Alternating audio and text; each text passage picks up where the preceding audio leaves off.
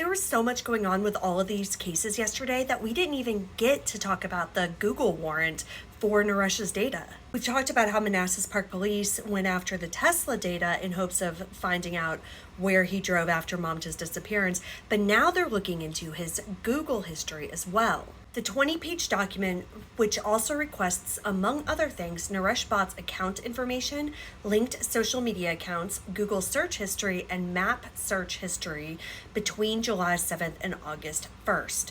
The affidavit for the search warrant states Naresh's Google account has, quote, location-specific data pertinent to the discovery of Miss Kafle's whereabouts. So a lot of people don't know that Google stores a ton of location data. So if you use Google on your phone, a lot of times it's actually just tracking you even when you're not using it. Now, this can be worked around sometimes by going into your settings, but a lot of people don't do that. And so Google location data has come up in missing persons cases before, not to mention the fact that it's caught a cheater or two. So even if Naresh wasn't doing Google searches for best place to dump a body in my area, there is a lot of information that can be gleaned from getting a hold of his Google accounts. Not the least of which is potential other Google accounts that maybe isn't his primary one, right? So if he had burner accounts for various reasons, that is something that sounds like it could be covered under this search warrant as well. Now, one question that I have already gotten is why it only goes until August 1st.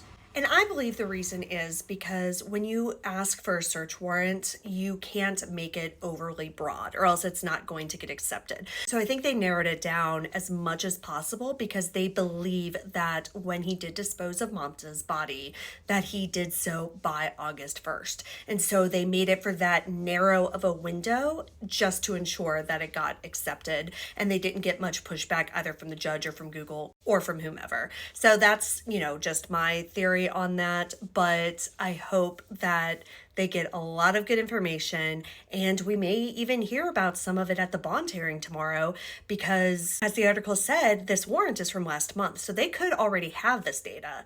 But anyway, remember the bond hearing is on Friday the 20th. I am going to go live and you can register at the link below.